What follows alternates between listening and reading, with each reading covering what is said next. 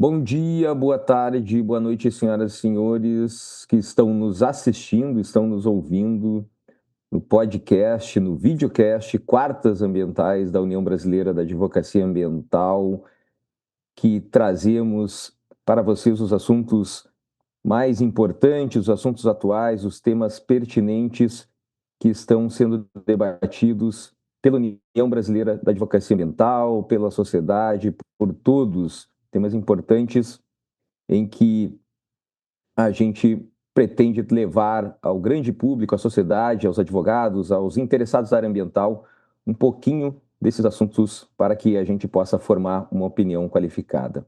E hoje, eu aqui, Alexandre Burman, presidente da UBA, junto com a Cristiane Jacu, secretária-geral, vamos trazer duas colegas associadas da UBA, extremamente qualificadas, que vão falar sobre a gestão de resíduos e a agenda climática. Estão aqui com a gente a Ana Brito, advogada associada da UBA, especialista em Direito Ambiental, mestre e doutoranda em Ciências Ambientais, e a Carolina Mota, advogada também associada da UBA, especialista em Gestão Ambiental e mestre em Saúde e Meio Ambiente. Né? Sempre no currículo, a condição de ser associada da UBA é sempre as coisas, a gente sempre diz, né? É a principal a qualificação que os nossos colegas têm aqui, sempre puxando a brasa para o nosso assado. Então, a gente vai falar um pouquinho desse tema, né? As meninas escreveram um artigo exatamente sobre isso no novo livro da UBA, que está em pré-lançamento, que fala justamente sobre um tema, dos temas mais importantes, da qual eu, digamos assim, vou aderir ao entendimento de vocês, que é a questão dos resíduos sólidos, né? E especialmente nós que vivemos numa zona urbana, em áreas urbanas, e que a gente vê constantemente, né, as nossas cidades sempre com um problema de resíduos, com um problema na gestão desses resíduos, na destinação dos resíduos, seus aterros sanitários, os processos de reciclagem que não são tão eficientes. A gente tem muita coisa para melhorar e tenho certeza que o debate aqui vai ser muito legal, falando de um tema que afeta a todo mundo. E aí, Cris, tudo bom? Do Joia Burman. Olá, meninas. Carolina Mota, Ana Brito, sejam bem-vindas. Obrigada por aceitarem nosso convite. Em primeiro lugar, eu queria parabenizar a iniciativa de vocês nessa abordagem, porque pauta climática, né, é uma pauta que está super em voga agora com a nossa revisão do Plano Nacional, tanto de adaptação quanto de mitigação.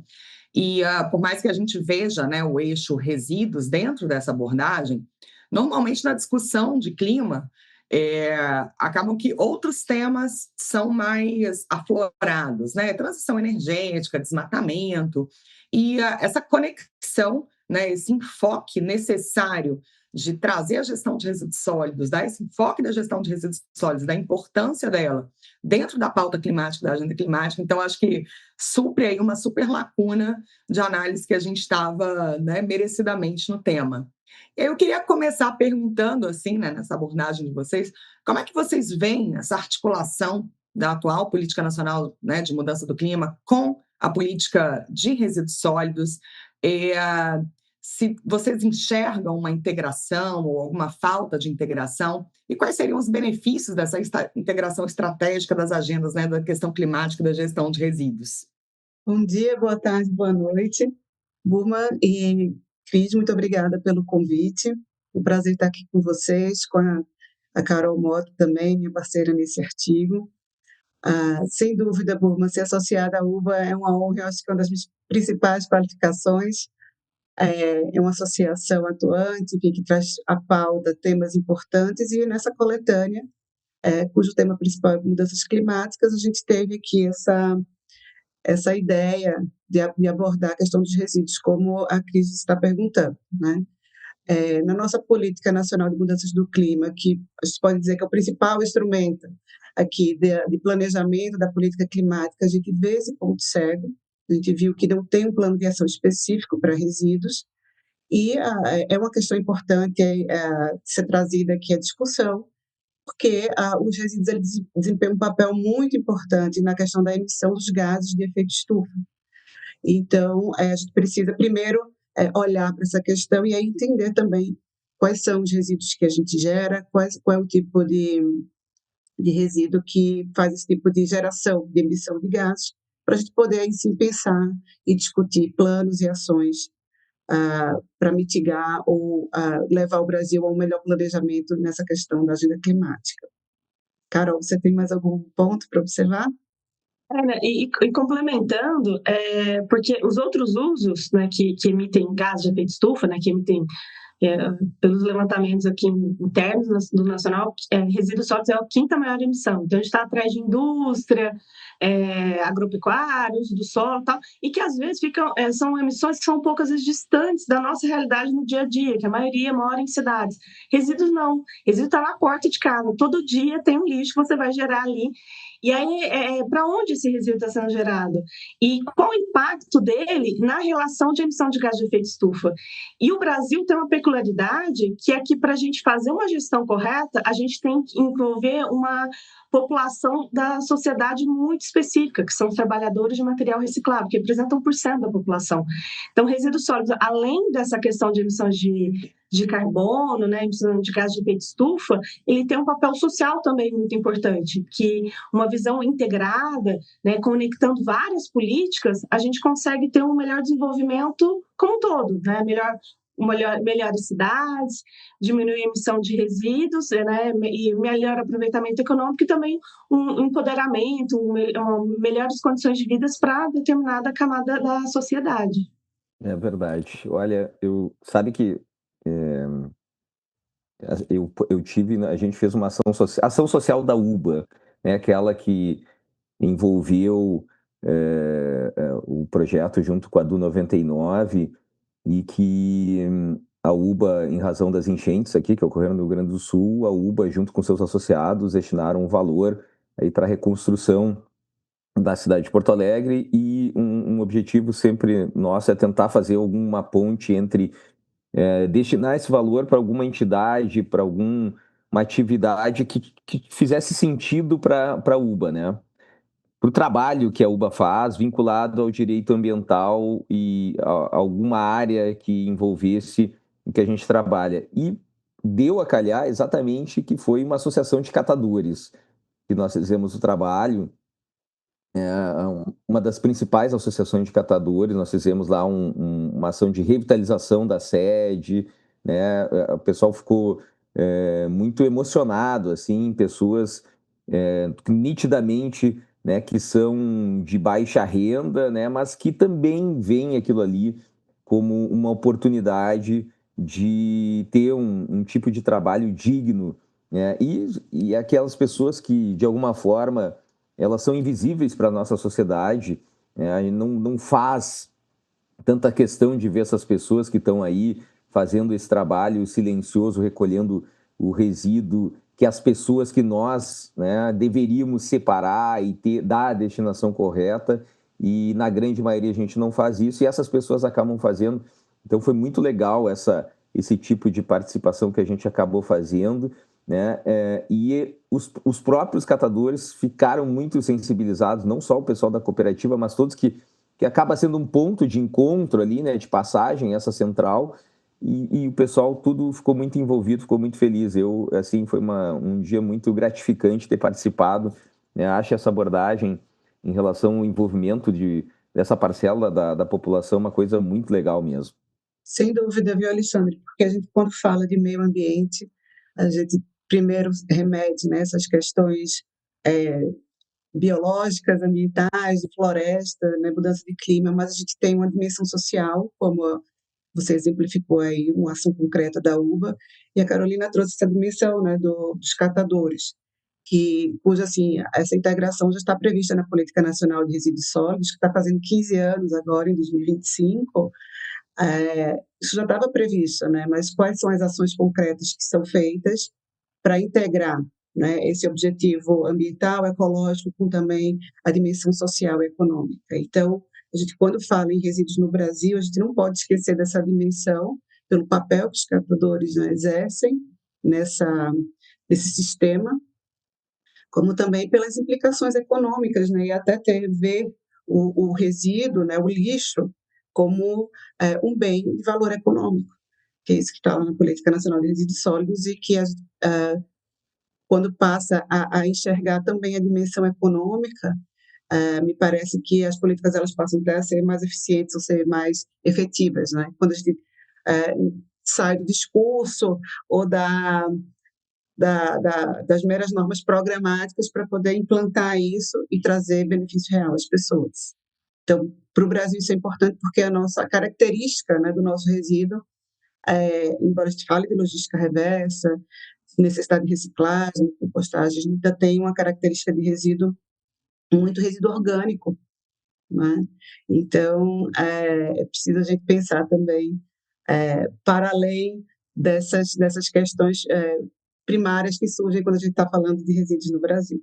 Meninas, um ponto interessante, né, quando a gente para, assim, vocês estão falando, eu estou aqui pensando, quando a gente para analisar as áreas estratégicas, né, dentro dos eixos de mitigação e adaptação, e claro que transição energética, você tem uma linha, né, que em algum momento você vê o fim, que, enfim, a minha meta maravilhosa é uma transição energética total.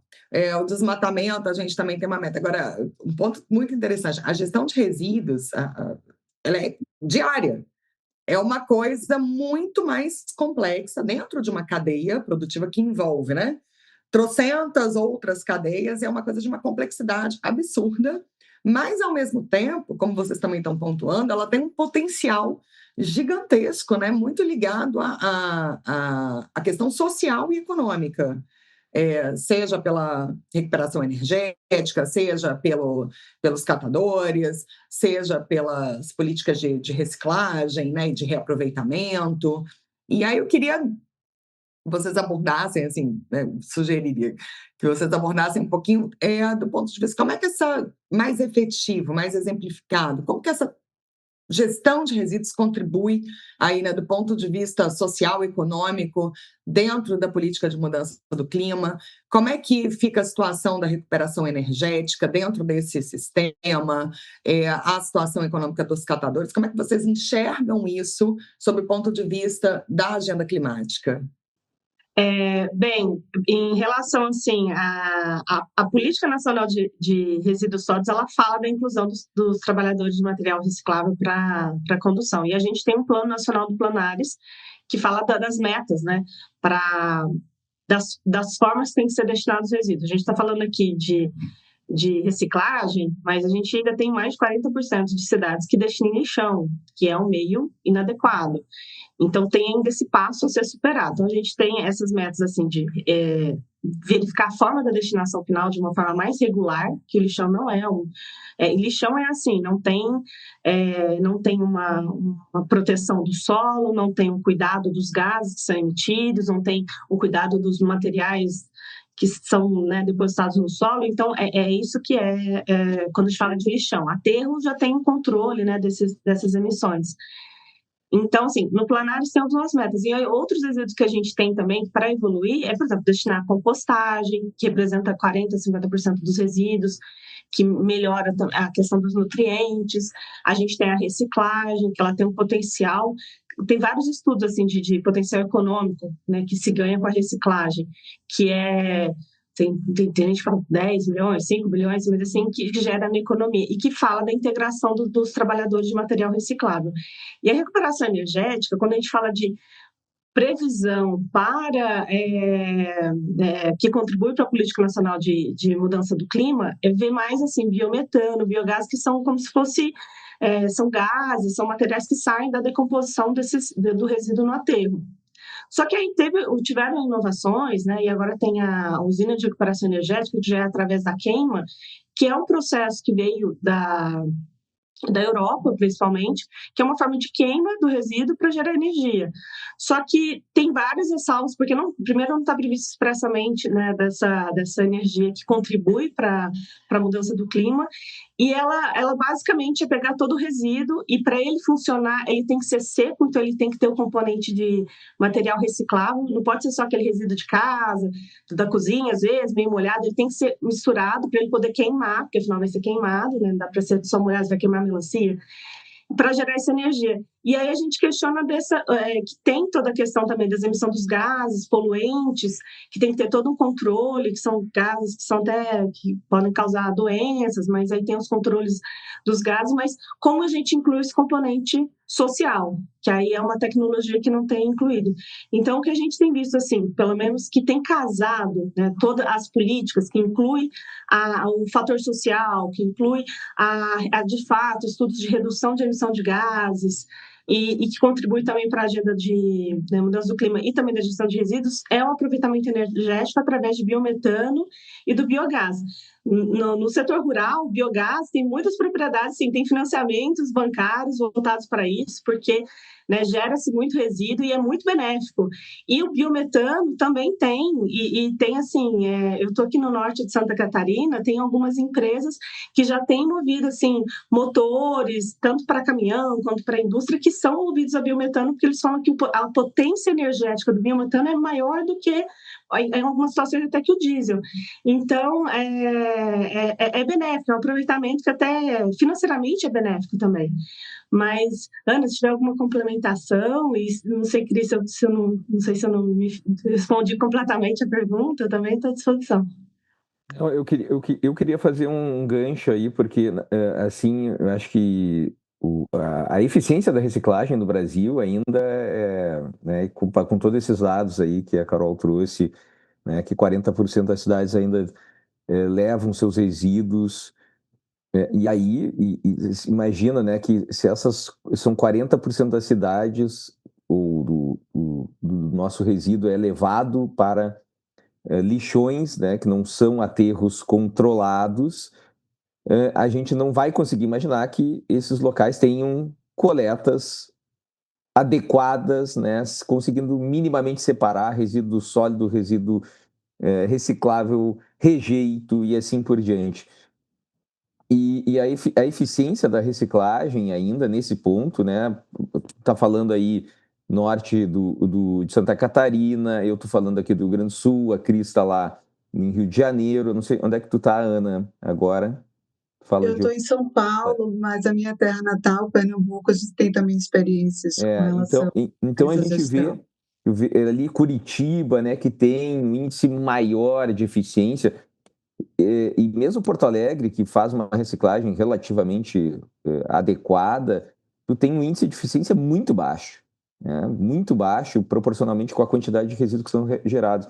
E eu fico um pouco assim incomodado, às vezes, com uma certa, que muitas vezes parece um tipo de abordagem que parece uma certa de reserva de mercado, quando coloca os catadores, né, como a gente não pode fazer alguns processos que a Carol está falando de queima do resíduo, né, para gerar energia, porque isso poderia, de alguma forma, prejudicar o processo de destinação da reciclagem e a inclusão desses catadores. E eu fico pensando assim, olha, se a gente recicla 15, 20% do nosso resíduo, né, quando muito, num modelo, né, Curitiba, né, Caxias do Sul, aqui no Rio Grande do Sul, ainda falta 80%, né, para te fazer uma reciclagem adequada.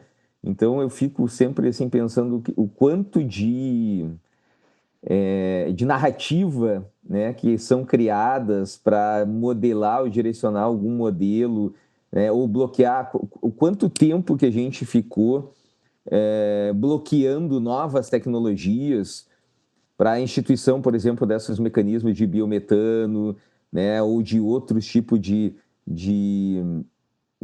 aproveitamento energético desses resíduos, assim, é uma coisa que realmente eu acompanhei vários tipos, né, e o pessoal fazia, não, isso aqui tu tá queimando, é incineração não pode fazer queima de resíduos, né, geram muito, como a Carol diz, gera gases poluentes e tal, e a gente nunca conseguiu sair, tipo, desse círculo vicioso, no caso, né?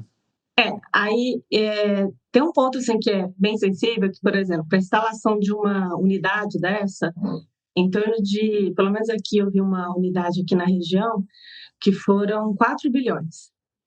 E o valor que foi destinado foi da taxa do lixo municipal.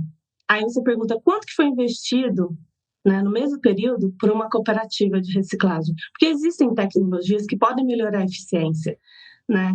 Tem também forma de coleta do resíduo. Tem cidades que eles pegam o mesmo caminhão, coleta um resíduo comum, coleta um reciclável, compacta, e aí as cooperativas levam um dia quase só para separar o que é o que não é, e às vezes nessa compactação mistura o resíduo que não é reciclável, isso piora a qualidade. Então, o primeiro ponto que a gente tem que ver, será que está tendo pelo menos um equilíbrio de investimentos para tecnologias de ponta e para tecnologias para reciclagem? E será que o trabalho para a manutenção de uma usina de incineração, né, tem um custo muito mais alto de tecnologia, de manutenção? O quanto é pago para isso e quanto é pago para uma cooperativa? Né? Algumas cidades eu vejo que tem pagamento de serviço ambiental e tal, mas na maioria das cidades o que se tem é o material, chegou lá e é isso. Então, pela venda desse material que tem um valor que oscila muito no mercado. Então, tem vezes que o papelão está 10 centavos, tal.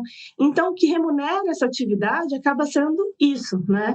E aí, o que remunera uma outra forma de destinação é de uma forma diferente. Então, eu questiono assim também qual é o investimento que está sendo dado. E pela legislação, né, a Política Nacional de Resíduos Sólidos, a priorização de destinação, né, o que a gente compreende é que também tem uma priorização de investimentos. Por exemplo, vamos pensar 100% do resíduo. Do resíduo da casa de vocês. De 40% a 50% é resíduo que poderia ser compostável. Era o resíduo que a nossa avó ia lá no cantinho, no quintal, ia colocar aquele resto e tal. Meu pai era de fazenda, tinha um baldão que era para os porcos. Então, ia lá, ia colocando aquela lavagem, né?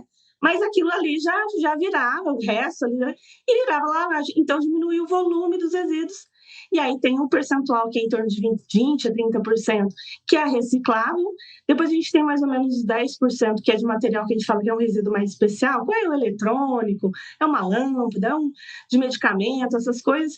E a gente teria mesmo para ir para o aterro, né, uma coleta de 10%. Mas aí a gente questiona, quantas cidades têm trabalho de compostagem, tem investimento, tem pesquisa voltada para a compostagem, que isso sim reduziria metade dos resíduos, né, gerados, e que poderia contribuir para um outro setor que é o agro. Né? A gente é muito dependente de fertilizante externo e tem o potencial de produção de fertilizante, de adubo interno por conta disso. Então, a gente vê alguns modelos, mas assim, são sempre modelos muito pequenos hoje. Né? Até essa semana eu participei de um encontro que falava de economia circular, que assim, hoje a gente tem modelos muito pequenininhos testando e há uma dificuldade de aumentar a escala. Então, de fato, assim, a gente tem um problema urgente que é lixão. Lixão não dá para ter, que polui tudo.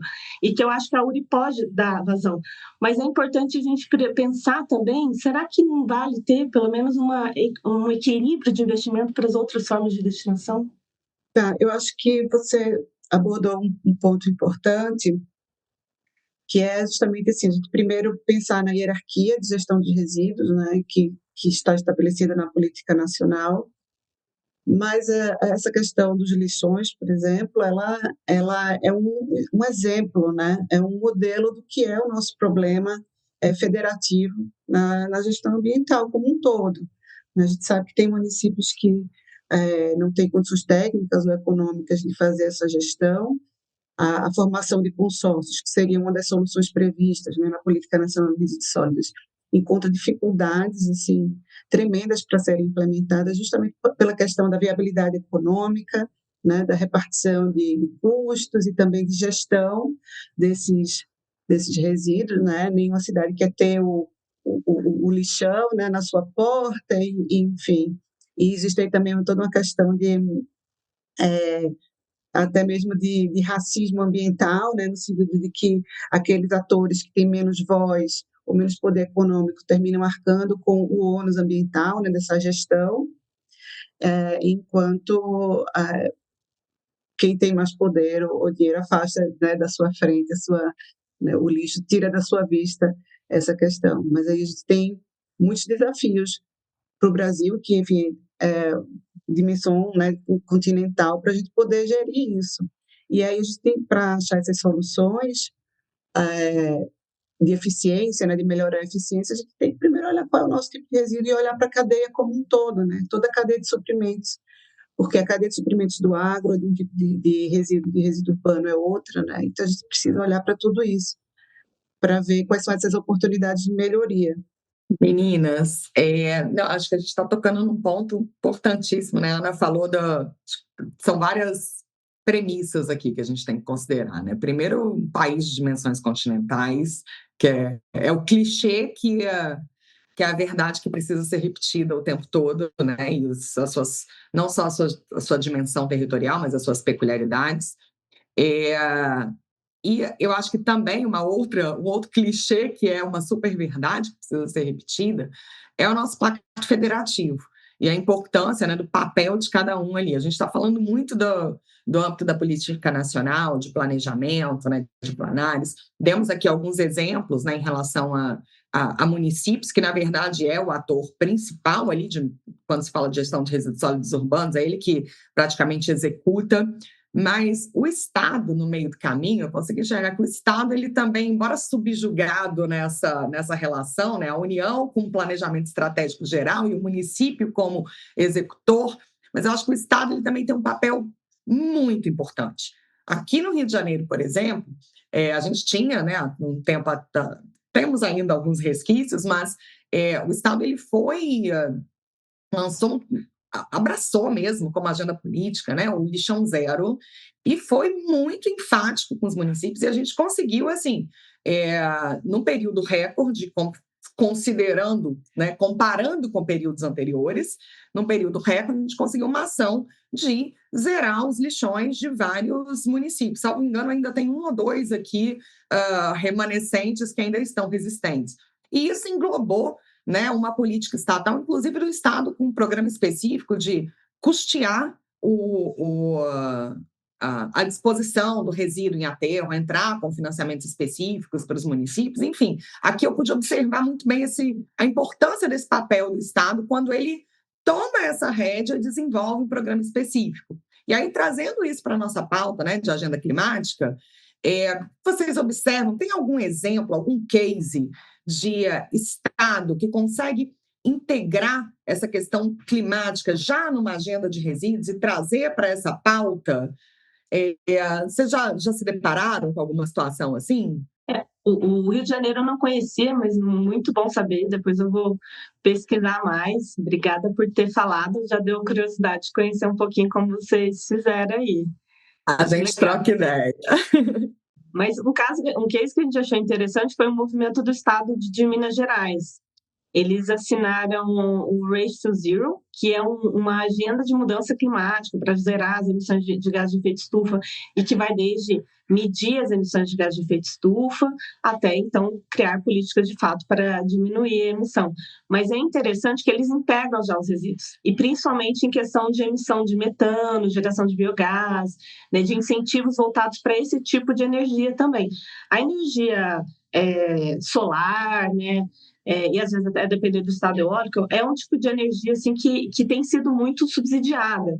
Mas a energia de biogás, biometano, tem sido uma frente relativamente nova e que tem legislação. A gente assinou o pacto também internacional que relaciona esses temas, é o pacto do metano. Mas o que eu tenho visto, assim, que lá no estado de Minas Gerais também é um estado que, né, eu acho que Minas Gerais é o Brasil num estado. São muitos Brasis no estado só. E eles têm essa pegada também, muita demanda do agro, eles conseguiram incluir essa questão do biometano, biogás, e que consigam caminhar cada vez mais. Também não é uma política rápida, né, é uma política de um prazo, né, a longo prazo, mas que foi um caso que me destacou assim, os olhos quando você falou. Eu acho também, Carol, que esse exemplo de Minas, do biometano, também é importante, porque ele espelha muito o que é o resíduo no Brasil, né? E o biometano ele tem um papel importante no setor agro também, né? O biogás também, que representa aí 20% do nosso PIB. Então, se a gente vê soluções que podem atender esse segmento específico, eu acho que tem que ser olhado com atenção, porque isso sim é um exemplo que pode ser replicado e aumentado a escala. Mas eu acho que, Carol, se você pudesse falar um pouco mais do movimento Lixo Zero, que você faz parte, que acho que também é um papel importante para olhar para esse outro lado de compostagem, também de prevenção de resíduos, que é uma agenda e uma ação importante aí na hierarquia da gestão de resíduos sólidos. Ah, por favor, Carol, porque a gente adora história contada em primeira pessoa, né, Burma? Não, não sei se o Instituto Lixo Zero Brasil é um instituto que foi fundado em Florianópolis há uns 15 anos, inspirado o eixo Zero, que eu acho que é europeu. E aí Joinville, que é a cidade que é a minha cidade do coração, sim, né? Não, eu sou natural de Barretos, mas o meu desenvolvimento profissional é na região de Joinville. E lá tem uma ONG, né, que é de 12 anos, que é o Instituto Lixo Zero Joinville, né, uma organização sem fins lucrativos. E nessa atuação é uma articulação com diversas frentes, tanto com universidades, né, para promover essa discussão dentro de escola. A gente organiza gincanas de escola, né, para promover ações para os alunos ali menores, para arrecadar resíduos, fazer separação, tal, como também universidades. Então a gente conecta a universidade, principalmente para os problemas da cidade. Né? Então, o Lixo Zero Brasil, ele prevê, ele estimula que tenha coletivos locais que olham para a necessidade local da cidade. Então, lá é uma cidade da região industrial, então a gente viu engenheiros de produção indo para a cooperativa para ver como pode melhorar a eficiência da gestão da operação. A gente viu pessoas de letras ensinando português, porque tem muitos imigrantes que trabalham em cooperativas. Nós vimos o pessoal de jornalismo fazendo campanhas de nutrição, trabalhando como pode fazer o aproveitamento integral dos resíduos, diminuindo esses resíduos. E a gente trabalha também tanto na Câmara de Vereadores, como também na Prefeitura, apoiando, né, a elaboração de leis, projetos de leis, articulando com políticas públicas para melhorar né, a gestão dos resíduos. E, por fim, a gente faz assim, ações locais, de limpeza, feiras. E nos últimos 3 anos a gente está conseguindo fazer um festival Cultura Ambiental, com vários parceiros, até a OAB de Joinville é um local que sempre faz exibição de material cultural, filmes, exibição artística, e sempre promovendo um debate, refletindo a questão de resíduos, né, na cidade, e alguma questão ambiental para a cidade. Então, é um envolvimento assim, da cidade toda. A gente já conseguiu afetar, nesses últimos anos, mais de 120 mil pessoas. E é uma iniciativa que a gente estimula que a própria população crie ações.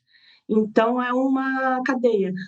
Nos últimos 2 anos, a gente conseguiu envolver o pessoal dos condomínios, que aí foi um grande avanço assim, de melhoria na gestão, porque os condomínios são as mini-cidades. Então, se a gente consegue ali, passar a conscientização de gestão de resíduos nesses condomínios, melhora bastante. Mas, assim, é um trabalho contínuo, constante, e que a gente está conseguindo colher muita coisa, muito envolvimento, participação da população para criar e pensar na cidade. E isso que é legal, que eles pensarem na cidade. Porque também delegar para o prefeito, que o prefeito tem que resolver tudo, não é por aí. Então, cada um também tem a sua participação, e a indústria também, né? Lá no setor industrial abraça também.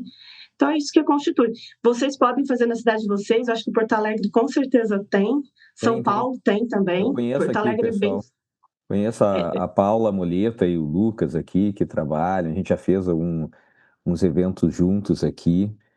E acho muito legal essa iniciativa deles, porque justamente isso, né? Tu falou dos condomínios, e isso leva para um caminho assim de direcionamento de quem deve fazer essa participação no processo, né? Não só porque são pessoas que geram uma quantidade significativa de resíduos, né? Pessoas, né? Ou pessoas físicas dentro de um universo, uma pessoa jurídica, condomínio, assim como o próprio setor privado, né? Eu acho que outro dia eu estava falando com um colega nosso aí, o Fabrício Soler, que trabalha muito com essa área de resíduos, né? E justamente abordando esse ponto, muita gente ainda esperando a ação do poder público, né? O poder público vai resolver, a obrigação é dele. Quando essa obrigação também faz parte, né? A Constituição fala lá no artigo 225 da responsabilidade de todos em relação à defesa e preservação do meio ambiente, e o setor privado, né, a necessidade dele se inserir, né, os grandes geradores de resíduos, né, como é que eles estão lidando com isso? Como é que vocês têm visto a participação do setor privado nesse tipo de iniciativa? E não só o setor privado, digamos assim, organizado, eu posso dizer, né, que de alguma forma as grandes empresas querem se associar a alguma política ambiental para até fazer o seu marketing verde, né? Vender uma ideia de que eles estão adequados ao meio ambiente, mas para trazer aquelas empresas que não têm essa visão dentro de uma perspectiva de negócios, né? Ou que estão até na ilegalidade. Por exemplo, é um problema que eu vejo na iniciativa privada, a questão que isso afeta todo o país, a geração dos resíduos de construção civil, que são aí destinados na calada da noite por essas empresas de caçambas, né, que não tem como controlar todo mundo, né? E como é que vocês veem essa participação da iniciativa privada nesse processo? Olha, então essa questão de resíduos de Joinville, o problema é que lá está ligado até com organização criminosa, que aí eles colocam os resíduos de construção civil em mangue, aí tem a ocupação que é totalmente irregular, e eles têm um controle da região, que as pessoas que vão morar lá têm, enfim, uma facção. É um problema muito sério, que a gente articula até com a delegada regional lá. A gente vê, assim, sobre esse tema de construção civil, a gente acaba articulando mais com o poder público para construir, né, políticas, e pelo menos para sair o AVCB tem que ter a comprovação dos resíduos. Mas, assim, de empresas, de forma geral, a gente vê que cada empresa tem uma maturidade. Empresas, geralmente, de capital aberto, assim, tem um envolvimento, tem esse comprometimento, resíduo eletrônico, qual seja. E tem alguns setores, que até uma empresa, que eu não vou falar o nome, mas, assim, que o negócio dele gera muito resíduo. É um resíduo que todo mundo vê e tal, e aí ele é parceiro do coletivo desde o começo, que ele falou assim, se eu não criar soluções para destinar esse resíduo de uma forma economicamente viável e socialmente aceita, ambientalmente aceita, o meu negócio quebra. Então, também tem empresas que já têm noção desse risco de funcionamento, mas varia, assim, de maturidade. O que eu vejo ainda, assim, que faltaria, que seria muito bom se a gente tivesse empresas que pensam não só na destinação do resíduo ali, que pensa desde a concepção do produto, se esse produto ele pode sim, de fato, ser reciclável, porque às vezes é feito de um material que não é possível. A Ana Brito tem pesquisa que fala da avaliação do ciclo do produto. Ana, se puder falar um pouquinho mais sobre isso, como isso contribui, né, no final, na ponta, para fazer uma destinação correta. Obrigada, Carol. É isso, a gente tem tantos aspectos aqui na fala de vocês, que a gente fala aqui da licença social para operar, né, que as empresas grandes precisam, não só da licença ambiental legalmente prevista, mas a questão de poder se legitimar perante a sociedade a partir de práticas corretas. E aí o pequeno, o médio empresário tem uma maior dificuldade, vamos dizer assim, de integrar ou de perceber isso, mas quando você dá o exemplo do lixo zero, da comunidade, de pequenos clusters, né, pequenas até bolhas que se voltam para isso, a gente vê um potencial muito grande de reduzir emissões, por exemplo, vindas de resíduos em mais de 50%.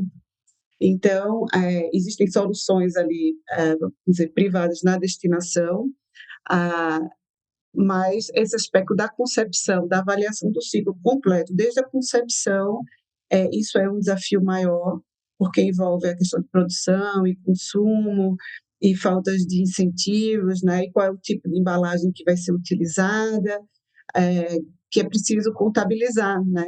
Essa pegada que esse produto vai ter desde a concepção até o final, né? Para que ele possa ser, na medida do possível, voltar à cadeia produtiva e não se tornar um rejeito e ser, né, simplesmente descartado.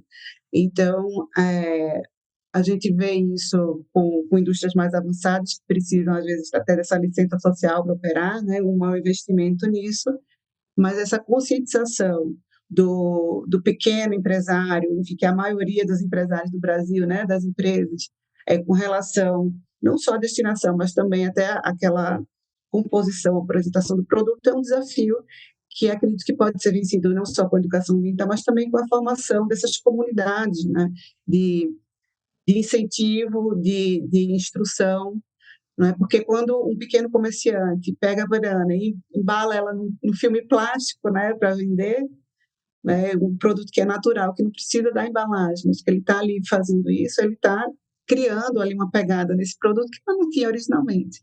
Então, esse tipo de ação e de avaliação é uma tomada de consciência que surge a partir dessas ações concretas e voltadas para trazer para a realidade dessas pessoas o que é que elas podem fazer, né? O que é que um pequeno empresário pode fazer ali para poder contribuir com essa agenda ambiental.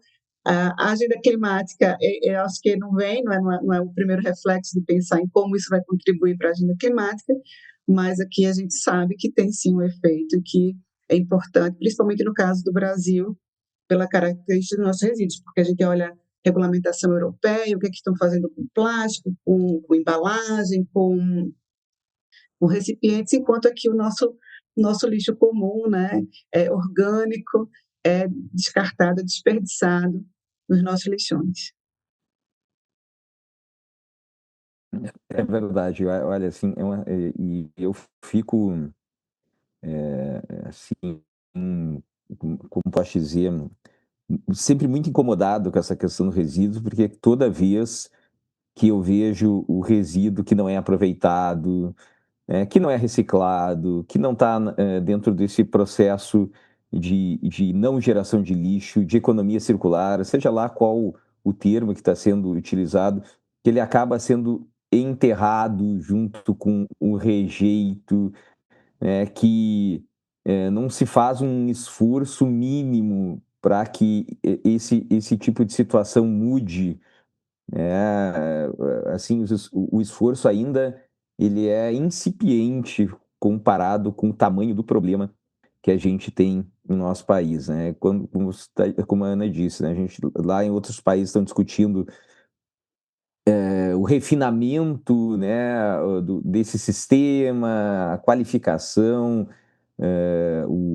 o aprimoramento, a possibilidade de tu chegar num supermercado, num mercado e tu jogar entregar tua garrafa de vidro, a tua latinha, e isso imediatamente te gerar um crédito para te utilizar naquele mercado, parece um sonho comparado com o que a gente vive aqui no Brasil, de modo geral, né? Claro que tem iniciativas pontuais, como as que vocês citaram, que são extremamente importantes, mas como que a gente vai conseguir escalar isso, né? Quando que o interesse, e sempre penso nisso, né? Quanto que esse modelo também interessa que se mantenha dessa forma, né? Do jeito que está, porque também tem gente ganhando dinheiro em cima disso, né? Tem um interesse, um benefício econômico em cima de todas essas pessoas, de todas as pessoas físicas e jurídicas que estão envolvidas nesse sistema, e nós não conseguimos sair desse ciclo, né? Eu fico realmente bastante incomodado, porque quer queira, quer não, é o que a gente vê no nosso dia a dia da cidade, né? Eu acho que talvez o problema de saneamento, e que dentro do saneamento se inclui os resíduos, eu sempre falo, vou em aula, né, quando eu quero dar um exemplo da questão ambiental com meus alunos, eu digo assim, vamos agora nós vamos sair daqui, né, a gente não faz isso, mas eu provoco eles a fazerem isso, vão ali num container da rua que é só para lixo orgânico, só para resíduo orgânico, e vocês abram o container e vejam qual é o resíduo que tem dentro. Eu digo assim, façam qualquer container agora, né? Eu assumo o risco de pagar para ver essa situação, mas não tenho a menor dúvida que o container vai estar cheio de resíduo reciclável.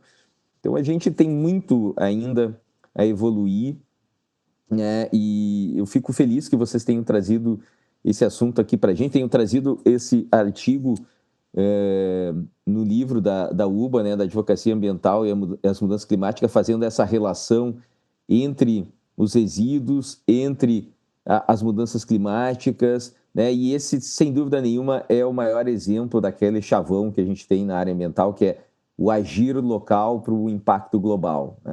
Faz o teu pouquinho ali, o teu vizinho vai acabar fazendo, né? A empresa vai fazendo, e assim a gente tem um ciclo daí positivo para que as coisas possam definitivamente mudar em nosso país. Eu queria passar para vocês, fazer suas considerações finais, para a Cris também, quiser falar alguma coisa. Eu achei demais esse debate, até por conta de toda essa condição geográfica nossa, né? Que cada um está falando de um local. A Ana está em São Paulo, mas é pernambucana, né? A Carol tá em Santa Catarina agora, Carol? Está em Santa Catarina, mas é de Barretos. A Cris está lá em Niterói e eu estou aqui no Rio Grande do Sul. O que a tecnologia proporciona e o que a UBA proporciona, esses encontros aí totalmente inesperados, né? Com distâncias geográficas que a gente consegue superar. Uma oportunidade para agradecer, para mostrar também, né, Alexandre, que é um reflexo da UBA, né, essa entidade que está gigante também, graças ao trabalho da diretoria, você, a Cris, tantos outros que têm feito crescer essa associação representativa aí no Brasil inteiro, de tantas realidades. Foi um prazer essa conversa, um prazer poder tratar desse tema. E acho que a última consideração que eu faria é a gente olhar, né, trazer a importância de olhar para o resíduo como um bem também de valor econômico, porque enquanto a gente estiver desperdiçando essas oportunidades, às vezes organizações criminosas, como que foi citado no exemplo da Constituição Civil, tem as empresas sérias, mas também tem uma parte importante dominada pelo crime organizado, também em São Paulo. A Carol deu exemplo de Santa Catarina, mas a gente tem estudos apontando isso, porque uma oportunidade que a sociedade está ignorando, deixando passar, de valorizar esses resíduos, né, trazer esse aproveitamento econômico e também contribuir para o meio ambiente. E aqui no nosso debate sobre a ótica das mudanças climáticas também, em última instância, contribuir para isso. Então, agradeço a oportunidade, espero que a gente tenha aqui outros fóruns e desejo vida longa à UBA, muito sucesso, para que esses trabalhos continuem difundindo o direito ambiental e o conhecimento. Obrigada. Bem, eu estou muito feliz de estar participando aqui do podcast. Já falei algumas vezes para o Alexandre, porque eu sou advogada aqui em Santa Catarina, mas vira e mexe acontece de ter um cliente de outros estados, e aí eu coloco lá no grupo, sempre tem algum parceiro, um colega muito generoso que dá ali, porque a gente tem cada lugar um sistema diferente, então dá ali aquele suporte Caminho das Pedras que poupa muito do nosso tempo e dá mais segurança para a gente fazer o nosso trabalho.